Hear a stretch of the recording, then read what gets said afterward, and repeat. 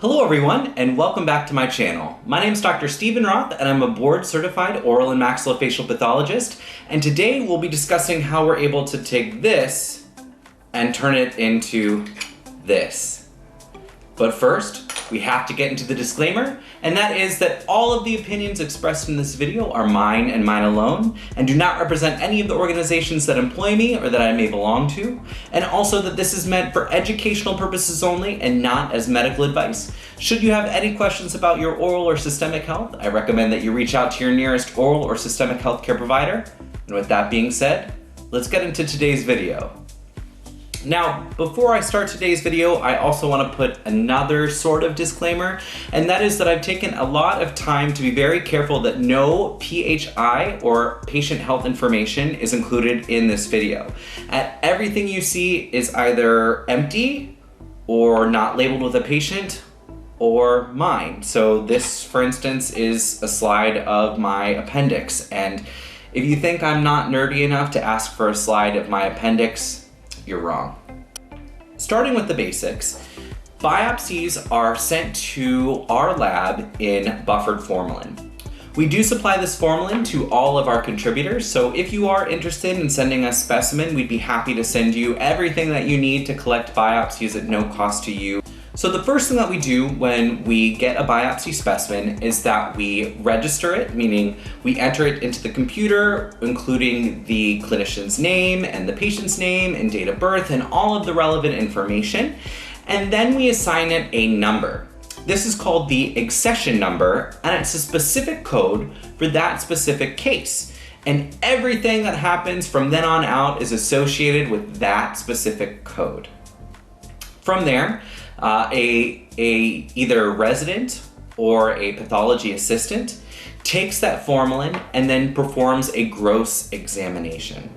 The gross examination is removing the tissue sample from the formalin and then inspecting it. So evaluating its shape, its color, measuring its size, and then putting it inside of a cassette.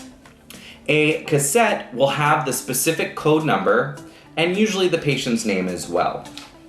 Once placed in that cassette, it is processed in various different fixatives. And that's because we know that our tissues decompose over time, and we don't want that to happen with anything that is going to be processed. So we want to make sure that it's fixed and that it can stay for pretty much forever at that point. Once the tissue is done processing, it is then taken over to become embedded. Embedded means put into wax, and wax is what the tissue will sit in for the long term. The first step of embedding is making sure that you choose the correct tissue mold. There are tissue molds for specimens that are small, medium, and large. A histotechnologist or histotech then takes the tissue out of the cassette and puts it in the mold and uses hot wax to position that tissue accordingly. The tissue is then put back and forth between a hot piece of metal and a cold piece of metal to make sure that it is set exactly the way that the tech wants it to be cut. The tech then takes an empty cassette, puts it on top of the mold, and runs hot wax through the mold to make sure that it's completely full and that the tissue is attached by wax into that cassette. It's transported over to a very cold slab to create a tissue block. A tissue block is then made. So you'll notice that it is the tissue cassette attached to the tissue itself, embedded in the wax. This is what is used to be cut to create the histology slide. This, by the way, is a deer antler. If you're interested in what the histology looked like, you can check it out. I did post it on my Instagram at StephenRothDDS, all one word. The tissue block is then put on a cold piece of ice to make sure that it is fully hardened before it gets cut. It is then put on a microtome where very thin slices of the tissue are taken. A ribbon that includes many different cuts of the tissue as well as the wax surrounding it is removed from the microtome and put into a hot water bath.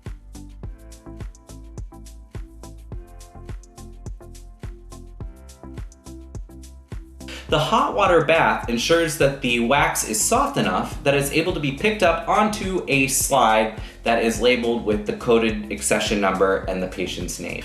From there, that slide that now has a piece of tissue and the surrounding wax is placed into a final processing machine. This machine again has a bunch of different chemicals in it. Some of the more important ones are xylene, which removes all of the wax, leaving just the tissue behind. And then the hematoxylin and eosin, which will stain the slide red and blue. If you're interested into how that process works, I recommend you check out my video where I talked about how slides are labeled with hematoxylin and eosin staining.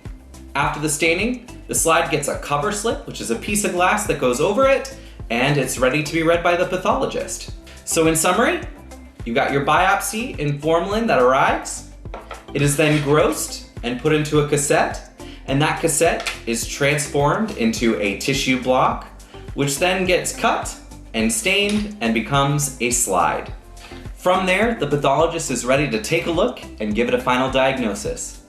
Thanks for watching today's video. If you're interested in more pathology basics, I recommend you checking out my Path101 series. And if you think someone else might enjoy this video too, feel free to share it with them. Don't forget to subscribe, hit that like button, and we'll see you next time. Thanks again, and be well.